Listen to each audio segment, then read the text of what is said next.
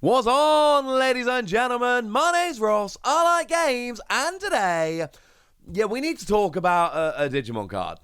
You see, we need to have a little bit of a chat about DeathXmon, because most Digimon cards don't get into silly prices. Sometimes they jump up a little bit, and they're, when they're super playable, and then they just kind of chill out a little bit and fall back down. But when it comes to DeathXmon, that's just not happening. That is not happening at all. So, essentially, if we have a look over on TCGplayer at the moment, DeathXmon is basically showing as a market price of $90 for the alternate art and about $70 for the main art. This is the regular art. Now, what is interesting here is that if we take a look at, other cards in the set, there's like nothing above about $30. So when I say these are high, I don't just mean, they're a little bit higher than the most. No. They are absolutely gigantic. I mean, if we take a look at the last set, let's take a look at Digital Hazard as a nice random example. Number one is the, if we look at the alternate art secret rares, those being Billsmon Blast Mode and Gallantmon Crimson Mode, they're both sub $50 cards.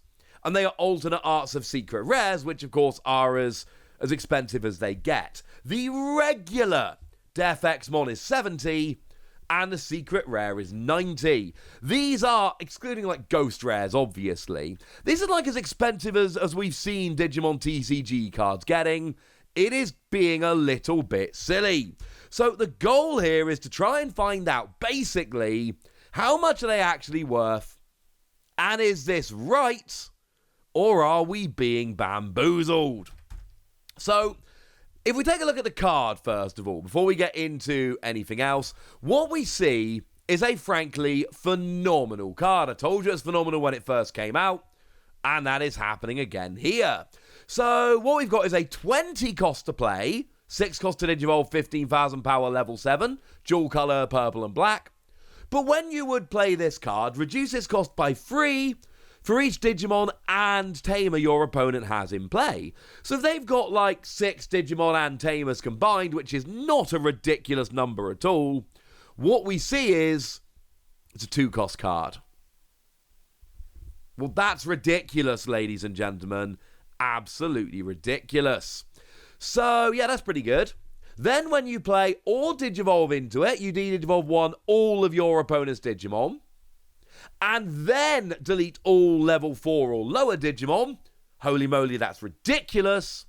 And at the end of your opponent's turn, once per turn, you delete all of your opponent's Digimon with the lowest play cost. So if the lowest play cost on the board is 7, you delete all of their 7-cost cards. And this is frankly preposterous. Absolutely preposterous. All 3 of those skills are stupidly good. And you might think, well, sounds good in theory, Wassy. Got any proof? Yes. Yes, I do. Because at Collecticon in Kansas City last weekend, Pro Play Games went and held a regional qualifier. And what happened was the top 16 was 3 Security Control DeathXmon, 3 D-Brigade, 3 Metalgarurumon X, 1 Alphamon, and 1 Imperial Dramon. So, when we say this is a ridiculously good card, we mean it is a ridiculously good card. It is really difficult for any deck to be more than half of the top 16 because they start just beating each other at this stage. It is kind of ridiculous. That is a huge amount. In any card game, seeing half of the top cut being the same deck is generally a very, very weird and unexpected thing. So it looks amazing. It is amazing. What are we looking at in terms of a price at the moment for the English card? Well, here's what's weird. If we go and look at the price history on TCGplayer, which is something I very much like to do to see, what's happening to a card, we see that initially what we expected to happen happened. You see, we have this thing all the time where the pre-release happens and the card is ridiculously expensive. You'll see it's above a $90 card on pre-release. And then the set actually comes out and the price plummets and it actually gets down at one point to a $54 card. And then it just starts creeping up and up and up.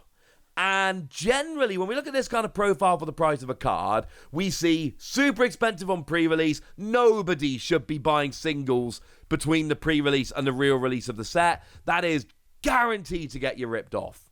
Absolutely guaranteed to get you ripped off.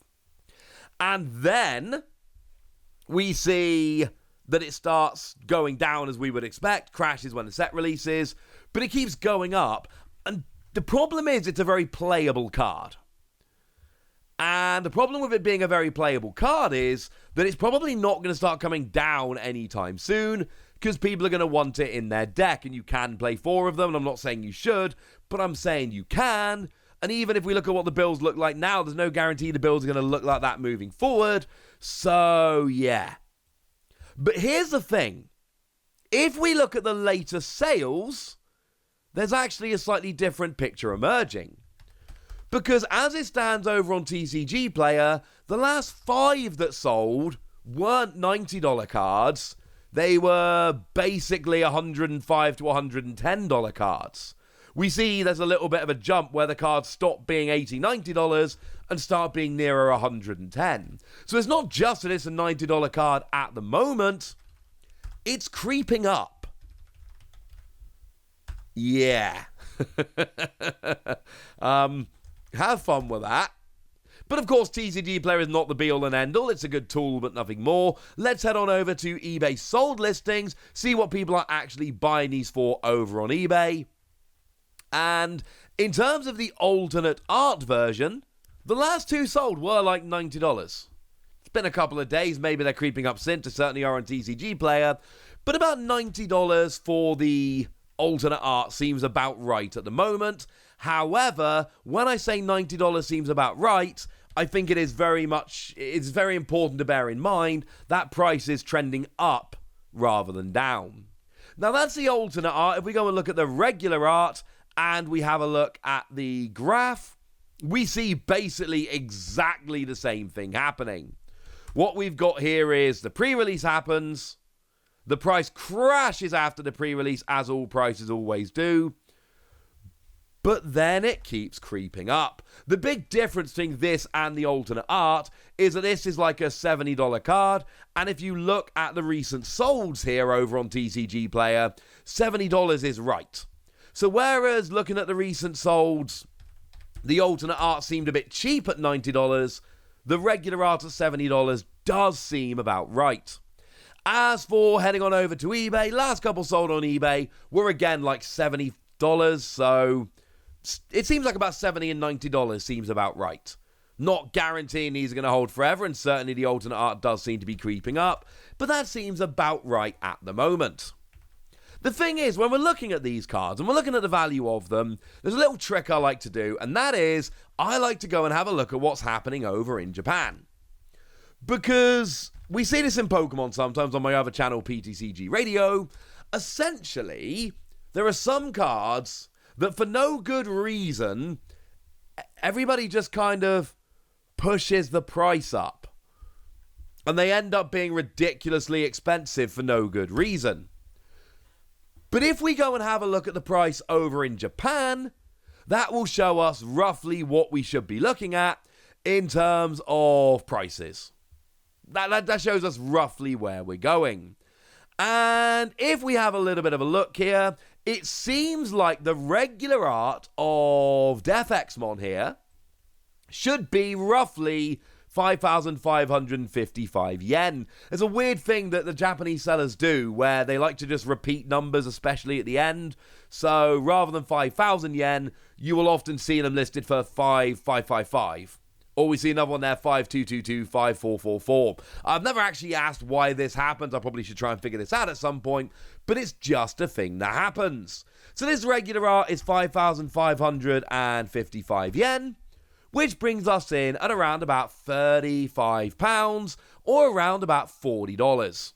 $38.50 if you really want to be a pedant. So it's about a $40 card, but it's worth bearing in mind that Japanese cards generally are a little bit cheaper.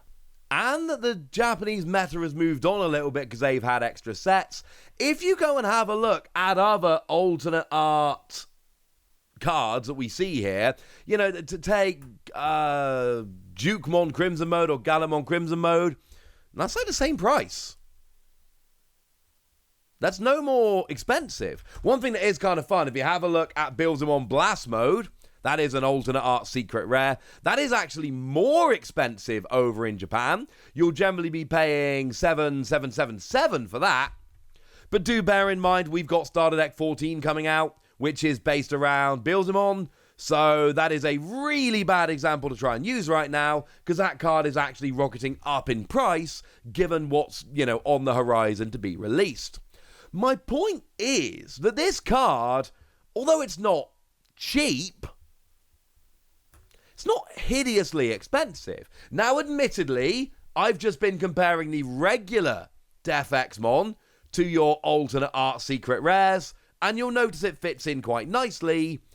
If we take a look at the alternate art DeathXmon here, we can see it's generally around about a 9,000 yen card. That's generally what we tend to see. So 9,000 yen card, you're talking somewhere in the region of around about $62. So a fair bit, it's like 2/3 of the price of the American version, but it is significantly more expensive than other secret or alternate arts, even the Believable Blast Mode, which is going up and rocketing because it's being hyped. So the conclusion here is that yes, although it's a bit less dramatic than it is over here, DeathXmon is more expensive over in Japan than other equivalent cards. We see that the regular version is about on par with alternate art secret rares, and the secret rare version is a bit higher, somewhere between half as much again and double. So, to conclude, the regular version is sitting at about a $70 card, and that seems to be holding for the minute. The alternate art is about a $90 card, but that does seem to be climbing. It really is that good and seeing that much play and success. And although the difference is a little bit less stark, it is more expensive than other equivalent cards over in Japan. So, to put it simply, I've told you how much it's worth, and yeah, actually, it is special. It's not just coming around because a couple people did buyouts, which does happen. This is a legitimate thing, and there is a chance it's only going to get more pronounced as time goes by. So there we go, ladies and gentlemen. That's what you need to know, and now it's over to you guys. Do you think this card should be banned or restricted? Do you think it's as good as it currently looks? Do you think it's worth as much as it's currently selling for? Go nuts in the comment section, but be nice! And then make sure you like this video, subscribe to this channel, follow me on Twitter at TheWasi. That's where we talk Digimon and a whole bunch of other card games. And please do consider checking out patreon.com/PTCGradio, where you can support the channel, get some bonus podcasts, all kinds of fun things.